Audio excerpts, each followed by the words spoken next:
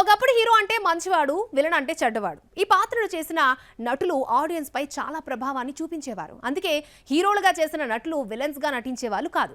కానీ ఇప్పుడు ఆ కాన్సెప్ట్ పూర్తిగా మారిపోయింది. స్టార్ హీరోలనే విలన్స్ గా మార్చి సినిమాలకు సరికొత్త ఎలివేషన్ ఇస్తున్నారు నేటి తరం ఫిల్మ్ మేకర్స్. కన్నడలో హీరోగా నటించిన యష్ ఒక్కసారిగా కేజీఎఫ్ తో పాన్ ఇండియా స్టార్ గా మారాడు. పేరు ప్రఖ్యాతులు వచ్చిన తర్వాత సాధారణంగా ఎవరైనా ఏం చేస్తారు? మరిన్ని కమర్షియల్ సినిమాల్లో హీరోగా చేస్తారు. కానీ యష్ మాత్రం రామాయణంలో రావణుడిగా కనిపించనున్నాడు. దీంతో ఈ టాపిక్ ఇండస్ట్రీలో కొత్త డిస్కషన్ కు దారితీసింది. ఇది కేవలం నెగటివ్ రోల్ కాదు, క్యారెక్టర్ డ్రైవెన్ స్ట్రాటజీ. ఎందుకంటే రావణుడు సింపుల్ విలన్ కాదు, మల్టీ లేయర్స్ ఉండే క్యారెక్టర్. నితీష్ తివారీ తెరకెక్కిస్తున్న రామాయణ ప్రాజెక్ట్లో యష్ రావణుడిగా నటించడం ఒక బోల్డ్ డెసిషన్. హీరోగా పీక్ లో ఉన్నప్పుడు విలన్ పాత్ర చేయటం అంటే అది కేవలం ఎక్స్పెరిమెంట్ మాత్రమే కాదు, రిస్క్ కూడా. ఇక్కడ మరో ఇంపార్టెంట్ విషయం ఏంటంటే ఈ సినిమా భారీ బడ్జెట్ తో గ్లోబల్ మార్కెట్ టార్గెట్ గా వస్తోంది. అందుకే రావణుడి పాత్రను కూడా హీరో లెవెల్లోనే డిజైన్ చేస్తున్నారు మేకర్స్. స్టార్ హీరోలు విలన్లుగా చేసే ట్రెండ్ ఇప్పుడు మరింత ఇంట్రెస్టింగ్ టర్న్ తీసుకుంటోంది. ఎన్టీఆర్ ప్రశాంత్ నీల్ కాంబినేషన్ లో తెరకెక్కుతున్న డ్రాగన్ లో విలన్ గా షాహిద్ కపూర్ పేరు వినిపించడం ఈ ట్రెండ్ కు నెక్స్ట్ లెవెల్. బాలీవుడ్ లో హీరోగా మంచి పర్ఫార్మర్ గా గుర్తింపున్న షాహిద్ ను నెగటివ్ షేడ్స్ లో చూపించడం అంటే ఇది కేవలం కాస్టింగ్ కాదు, క్యాలిక్యులేటెడ్ స్ట్రాటజీ. ఎందుకంటే ప్రశాంత్ నీల్ స్టైల్లో హీరో ఎంత పవర్ఫుల్ గా ఉంటాడో విలన్ కూడా అంతే స్ట్రాంగ్ గా ఉండాలి.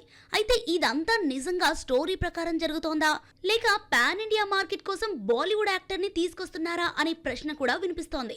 భారతీయ సినిమాలో ఎక్స్పెరిమెంట్స్ కు ఎప్పుడూ ముందుండే కమల్ హాసన్ కల్కి 2898 ADలో సుప్రీం ఆస్కిన్ గా కనిపించడం నార్మల్ కాస్టింగ్ కాదు, ఇది పూర్తిగా strategic decision. Director Nag Ashwin ఎందుకు కమల్ హాసన్ ను విలన్ గా సెలెక్ట్ చేసుకున్నాడు అంటే ఈ పాత్రకు కేవలం విలనిజం కాదు, ఆ డెప్త్, మల్టీ లేయర్స్, ఇంటెలిజెన్స్ ఇవన్నీ అవసరం. అలాంటి క్యారెక్టర్ ను రియలబుల్ గా ప్రెజెంట్ చేయగల నటుడు కమల్ హాసన్. ఆయన స్క్రీన్ పై కనిపిస్తే పాత్ర కంటే కమల్ వ్యక్తిత్వమే కనిపిస్తుంది. అందుకే మొదటి పార్ట్ లో ఆయన పాత్రను లిమిటెడ్ గా ఉంచి సెకండ్ పార్ట్ కి హైప్ క్రియేట్ చేశాడు నాగ్ అశ్విన్. స్టార్ విలన్ ని బిల్డ్ చేసి స్టోరీని నెక్స్ట్ లెవెల్ కి తీసుకెళ్లటం అసలైన స్ట్రాటజీగా కనిపిస్తోంది. కుబేరాలో నాగార్జున చేసిన దీపక్ పాత్ర పూర్తి విలన్ కాకపోయినా నెగటివ్ షేడ్స్ ఉన్న క్యారెక్టర్. ఒక మాజీ సిబిఐ ఆఫీసర్ గా తన ప్రయోజనాల కోసం బిచ్చగాళ్లను కూడా ఉపయోగించుకుని మ్యానిపులేటివ్ మైండ్ సెట్ తో కనిపించాడు. కూలీలో సైమన్ పాత్రతో పూర్తిగా విలన్ గా మారడం కెరీర్ లో ఒక బోల్డ్ స్టెప్. లోకేష్ కనకరాజ్ తన స్టైల్ కి తగ్గట్టుగా stylish gold smuggling back drop తో అద్భుతంగా డిజైన్ చేసిన క్యారెక్టర్. రజనీకాంత్ కు ధీటుగా నిలబడే విలన్ గా క్యారెక్టర్ డిజైన్ చేసిన ఎగ్జిక్యూషన్ లో ఆ ఇంపాక్ట్ కనిపించలేదన్న టాక్ వచ్చింది. ముఖ్యంగా క్యారెక్టర్ డెప్త్ తగ్గిపోవడంతో నాగార్జున విలనిజం హైలైట్ కాకుండా కేవలం స్టైల్ కే పరిమితమై సినిమా నిరాశపరిచింది. సినిమాలో ఒకప్పుడు హీరో విలన్ లైన్ చాలా క్లియర్ గా ఉండేది. కానీ ఇప్పుడు ఆ కాన్సెప్ట్ పూర్తిగా మారిపోయింది. స్టార్ హీరోలే విలన్స్ గా మారుతూ కథల్ని కొత్త రూట్ లో ప్రజెంట్ చేస్తున్నారు. పృథ్వీరాజ్ సుకుమారన్ లాంటి స్టార్ ఒకేసారి ఇటు హీరో అటు విలన్ గా నటిస్తూ ట్రెండింగ్ లో ఉన్నారు. రాజమౌళి లాంటి డైరెక్టర్లు అయితే పాన్ వరల్డ్ స్ట్రాటజీతో స్టార్ వర్సెస్ స్టార్ గేమ్ ని ఆడుతున్నారు. మలయాళ స్టార్ హీరో, సక్సెస్ఫుల్ దర్శకుడు, నిర్మాత, ఇలా multi talented hero Prithviraj Sukumaran. Salaar part 1 ceasefire లో ఆయన చేసిన వరదరాజమన్నారు పాత్ర ఈ ట్రెండ్ కి స్ట్రాంగ్ ఎగ్జాంపుల్. హీరోగా ప్రభాస్ చేయడంతో విలన్ కూడా అదే రేంజ్ లో ఉండాలని director Prashanth Neel villain character అలా డిజైన్ చేశాడు. విలన్ పాత్రను కూడా హీరో లెవెల్ కి తీసుకెళ్తే స్టోరీకి వెయిట్ పెరుగుతుంది. కానీ మరోవైపు ఇద్దరు స్టార్స్ మధ్య ఈక్వల్ స్క్రీన్ షేర్ వల్ల కథ ఎమోషన్ కొంతవరకు డైల్యూట్ అయిందనే కామెంట్స్ కూడా వినిపించాయి. వారణాసి మూవీతో ఈ ట్రెండ్ నెక్స్ట్ లెవెల్ కి వెళ్ళింది. ఎస్ఎస్ రాజమౌళి కూడా ఈ కల్చర్ ని ఫాలో అవుతున్నాడు. హీరోగా మహేష్ బాబుని సెలెక్ట్ చేసుకున్న జక్కన్న విలన్ గా పృథ్వీరాజ్ సుకుమారాన్ని తీసుకోవడం కేవలం యాదృచ్ఛికం కాదు, పాన్ వరల్డ్ స్ట్రాటజీలో ఇదో భాగం. డిఫరెంట్ ఇండస్ట్రీల నుంచి ఫేమ్, క్రేజ్ ఉన్న నటులను తీసుకొని గ్లోబల్ గా ఇంపాక్ట్ క్రియేట్ చేయటం. కానీ ఇదే సమయంలో ఒక రిస్క్ కూడా ఉంది. ఇద్దరు స్టార్స్ అయితే ఎవరి క్యారెక్టర్ ఎక్కువ ఇంపాక్ట్ ఇస్తుందో అన్నది బ్యాలెన్స్ చేయటం కష్టం. ఇంకో ముఖ్యమైన విషయం ఏంటంటే ఇప్పుడు ఆడియన్స్ హీరోతో పాటు విలన్ క్యారెక్టర్ ను కూడా అబ్జర్వ్ చేస్తున్నారు. అందుకే స్టార్స్ ని విలన్ గా అంగీకరిస్తున్నారు. ఫైనల్ గా కంటెంట్ స్ట్రాంగ్ గా లేకుంటే స్టార్స్ విలన్ గా చేసిన సినిమాను ఎవ్వరూ కాపాడలేరు. కేవలం విలన్ గానే కాదు, ఆ క్యారెక్టర్ ను మైండ్ గేమ్ గా మార్చే నటుడు ఫహద్ ఫాసిల్. కుంబలింగ్ నైట్స్ లో షమ్మీగా అమాయకంగా కనిపిస్తూ భయపెట్టే సైకలాజికల్ విలన్. పుష్ప సిరీస్ లో భన్వర్ సింగ్ షేఖవత్ గా పవర్ ప్లే, అలాగే తమిళ్ విక్రమ్ లో ఇన్వెస్టిగేషన్ ఆఫీసర్ గా గ్రే షేడ్ క్యారెక్టర్. ఇలా చేసిన ప్రతి సినిమాలో పూర్తిగా డిఫరెంట్ అప్రోచ్ తో కూడిన క్యారెక్టర్స్ చేశాడు. ఫహద్ స్పెషాలిటీ ఏంటంటే ఆయన పాత్రలు లౌడ్గా ఉండవు, కానీ లోపల భయంకరమైన ఇంటెన్సిటీ ఉంటుంది. అందుకే ఆయన చేసిన విలన్ రోల్స్ హీరోతో పోటీగా కాకుండా కథను డ్రైవ్ చేసే ఫోర్స్గా ఉంటాయి. ఇది కొత్త ట్రెండ్కు క్లియర్ ఎగ్జాంపుల్. విలన్ అంటే కేవలం ఫిజికల్ పవర్ కాదు, సైకలాజికల్ డామినేషన్ అని ఫహద్ ఫాసిల్ లాంటి నటులు ట్రెండ్ సెట్ చేశారు. ఒకప్పుడు హీరోలుగా స్క్రీన్ మీద మెరిసిన స్టార్స్ ఇప్పుడు విలన్స్ గా మరింత పవర్ఫుల్ గా కనిపిస్తున్నారు. సంజయ్ దత్ లాంటి యాక్టర్ విలనిజానికి కొత్త డెఫినేషన్ ఇస్తే, బాబీ డియోల్ లాంటి వారు సెకండ్ ఇన్నింగ్స్ లో పూర్తిగా గేమ్ చేంజ్ చేస్తున్నారు. హీరో ఎంత స్ట్రాంగ్ గా ఉంటే విలన్ అంతకు మించి స్ట్రాంగ్ గా ఉండాలి అని కొంతమంది డైరెక్టర్లు నమ్ముతారు. అందుకే ఈ దర్శకులు విలన్ పాత్రలకు కూడా స్టార్ స్టేటస్ తీసుకురావాలని చూస్తున్నారు. హీరోగా కెరీర్ ప్రారంభించిన సంజయ్ దత్ తర్వాత విలన్ గా తనకంటూ ప్రత్యేక స్థానం సంపాదించుకున్నాడు.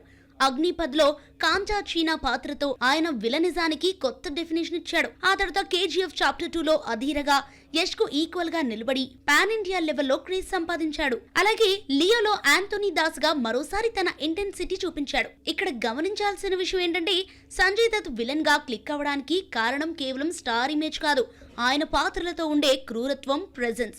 వాటిని తనదైన స్టైల్లో సంజయ్ దత్ ప్లే చేయటం. అందుకే ఆయన చేసిన విలన్ రోల్స్ చాలా వరకు ఆ సినిమాలకు హైలైట్ గా నిలిచాయి.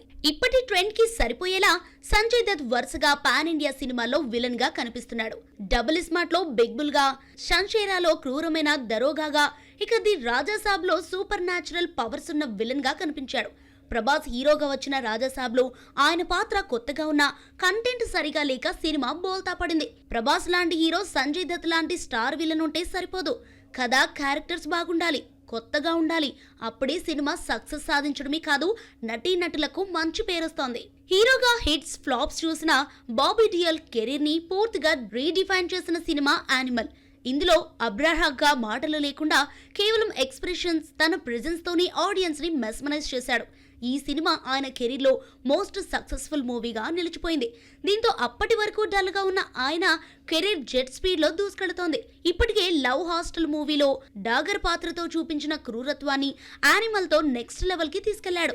దీంతో బాలీవుడ్ నుంచి టాలీవుడ్ వరకు బాబీ డియోల్ ఇప్పుడు మోస్ట్ డిమాండింగ్ విలన్ గా మారిపోయాడు. కంగువాలో సూర్యకు ఆపోజిట్ గా, హరిహర వీరమల్లులో ఔరంగజేబ్ గా, అలాగే డాకు మహారాజులో బాలకృష్ణకు విలన్ గా బాబీ డియోల్ వరుసగా పాన్ ఇండియా ప్రాజెక్ట్స్ లో కనిపించాడు. హీరో ఎంత స్ట్రాంగ్ గా ఉంటే విలన్ కూడా అంతే పవర్ఫుల్ గా ఉండాలి. అప్పుడే ఎమోషన్, యాక్షన్ పండి సినిమా బ్లాక్ బస్టర్ అవుతుంది. ప్రెజెంట్ దళపతి విజయ్ జననాయకన్ బాబీ డియోల్ తన విలనిజాన్ని చూపించబోతున్నాడు. అక్షయ్ ఖన్నా ఒకప్పుడు సాఫ్ట్, అండర్ ప్లే యాక్టింగ్ తో గుర్తింపు తెచ్చుకున్న హీరో. కానీ ఈ మధ్య వచ్చిన చావాలో ఔరంగజేబ్ గా పూర్తిగా కొత్త కోణాన్ని చూపించాడు. ఇది సింపుల్ విలన్ రోల్ కాదు, హిస్టారికల్ గా నెగటివ్ క్యారెక్టర్. అలాంటి పాత్రను ఓవర్ డ్రామాటిక్ గా కాకుండా కంట్రోల్ పర్ఫార్మెన్స్ తో ప్రెజెంట్ చేయటం అక్షయ్ ఖన్నాలోని స్పెషాలిటీ. విక్కీ కౌశల్ హీరోగా ఎంత హైలైట్ అయ్యాడో అదే స్థాయిలో అక్షయ్ ఖన్నా విలన్ గా క్రేజ్ తెచ్చుకోవడం ఆ క్యారెక్టర్ స్పెషాలిటీ. దురంధర్ సిరీస్ లో అక్షయ్ ఖన్నా చేసిన రెహమాన్ డెకాయత్ క్యారెక్టర్ మరోసారి ఈ ట్రెండ్ ను రీఎన్ఫోర్స్ చేసింది. మొదటి పార్ట్లోనే ఈ క్యారెక్టర్ చనిపోయినా ఫ్లాష్ బ్యాక్ ద్వారా తిరిగి తీసుకురావడం అంటే ఆ పాత్ర ఆడియన్స్ ని ఎంత ఇంపాక్ట్ చేసిందో అర్థమవుతుంది. రణవీర్ సింగ్ లాంటి ఎనర్జెటిక్ హీరోకి ఆపోజిట్ గా అండర్ ప్లే, కంట్రోల్ విలనిజంతో నిలబడటం అక్షయ్ ఖన్నా స్పెషాలిటీ. దురంధర్ సిరీస్ ఈ రేంజ్ బ్లాక్ బస్టర్ కావటం వెనక కథ, స్క్రీన్ ప్లే, డైలాగ్స్ రాసిన రైటర్స్, దాన్ని అంతే అద్భుతంగా తెరకెక్కించిన డైరెక్టర్ ది మేజర్ రోల్. ఇది కాదనలేని సత్యం.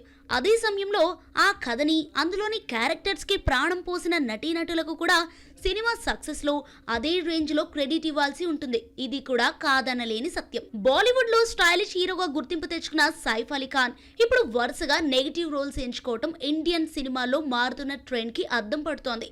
తన్హాజీ ది అన్సంగ్ వారియర్ లో ఉదయ్ భన్ గా ఆయన చేసిన క్రూరమైన విలనిజం ఆడియన్స్ కి భారీ షాక్ ఇచ్చింది. ఆ తర్వాత ఆదిపురుష్ లో రావణుడిగా మరోసారి డిఫరెంట్ విలన్ గా ట్రై చేశాడు. ఇక దేవర పార్ట్ 1 తో తెలుగులో కూడా విలన్ గా ఎంట్రీ ఇచ్చి పాన్ ఇండియా స్పేస్ లో తన ప్లేస్ ను కన్ఫర్మ్ చేసుకున్నాడు. అయితే ఇప్పటి వరకు సైఫ్ అలీ ఖాన్ చేసిన విలన్ రోల్స్ కి మిక్స్డ్ రిజల్ట్ వచ్చింది. తన్హాజీలో పర్ఫార్మెన్స్ హైలైట్ కాగా ఆదిపురుష్ లో మాత్రం లుక్, ట్రీట్మెంట్ పై భారీ ఎత్తున విమర్శలు వచ్చాయి. స్టార్ హీరో విలన్ గా మారటం ఒక పెద్ద చేంజ్, నటునిగా ఒక గొప్ప అవకాశం. క్యారెక్టరైజేషన్, దాని ప్రెజెంటేషన్, స్టోరీ, స్క్రీన్ ప్లే అన్నీ పర్ఫెక్ట్ గా సెట్ కావాలి. అప్పుడే కొత్తగా ట్రై చేస్తే సక్సెస్ వరిస్తుంది. ఇక దేవరాలో సైఫ్ క్యారెక్టర్ ఎంతో స్ట్రాంగ్ గా సెటిల్డ్ గా ఉంటుంది. అసలు సిసలు విలనిజం దేవరా సెకండ్ పార్ట్ లోనే అని మేకర్స్ అంటున్నారు. Welcome back to filmy focus. ఒకప్పుడు హీరోలుగా స్క్రీన్ మీద మెరిసిన స్టార్స్ ఇప్పుడు విలన్స్ గా మరింత పవర్ఫుల్ గా కనిపిస్తున్నారు. సంజయ్ దత్ లాంటి యాక్టర్ విలనిజానికి కొత్త డెఫినేషన్ ఇస్తే, బాబీ డియోల్ లాంటి వారు సెకండ్ ఇన్నింగ్స్ లో పూర్తిగా గేమ్ చేంజ్ చేస్తున్నారు. హీరో ఎంత స్ట్రాంగ్ గా ఉంటే విలన్ అంతకు మించి స్ట్రాంగ్ గా ఉండాలి అని కొంతమంది డైరెక్టర్లు నమ్ముతారు. అందుకే ఈ దర్శకులు విలన్ పాత్రలకు కూడా స్టార్ స్టేటస్ తీసుకురావాలని చూస్తున్నారు. సీరియల్ కిసర్ ఇమేజ్ తో గుర్తింపు తెచ్చుకున్న ఇమ్రాన్ హష్మీ ఇప్పుడు పూర్తిగా డార్క్ జోన్ లోకి షిఫ్ట్ అవుతున్నాడు. టైగర్ 3లో ఆతిష్ రెహమాన్ గా ఇంటెలిజెంట్ క్రూయల్ విలన్ గా కనిపించి తనలోని సరికొత్త యాంగిల్ చూపించాడు. ఓజీలో పవన్ కళ్యాణ్ కు ఆపోజిట్ గా ఓమిగా టాలీవుడ్ లో డైరెక్ట్ విలన్ గా ఎంట్రీ ఇవ్వటం ఈ ట్రెండ్ ను మరింత ముందుకు తీసుకెళ్తోంది. కేవలం కాస్టింగ్ మాత్రమే కాదు, well noted face, Bollywood star hero, audience ఇప్పటికే రొమాంటిక్ హీరోగా కనెక్ట్ అయిన ఈ హీరోను పూర్తి నెగిటివ్ గా చూపించడం ద్వారా సరికొత్త ఎగ్జైట్మెంట్ కి గురి చేయటం పాన్ ఇండియా మార్కెట్ ఇదే డైరెక్టర్ సుజీత్ స్ట్రాటజీగా కనిపిస్తోంది. తమిళ్లో ఒకప్పుడు రొమాంటిక్ హీరోగా గుర్తింపు తెచ్చుకున్న అరవింద్ స్వామి సెకండ్ ఇన్నింగ్స్ లో పూర్తిగా గేమ్ చేంజ్ చేశాడు. తని ఒరువుల్లో సిద్ధార్థ్ అభిమన్యుగా అరవింద్ స్వామి రీ ఎంట్రీ విలన్ పాత్రల డెఫినేషన్ నే మార్చేసింది. ఇది మామూలు విలన్ క్యారెక్టర్ కాదు, stylish, intelligent and cool cruel mind game. అందుకే ఈ సినిమాను తెలుగులోకి రీమేక్ చేస్తున్నప్పుడు ఆ పాత్రను తెలుగులో కూడా కంటిన్యూ చేసి తెలుగు ఆడియన్స్ కు కొత్త రకం విలను పరిచయం చేశారు మేకర్స్. ఆ క్యారెక్టర్ కున్న డిమాండ్ అలాంటిది మరి.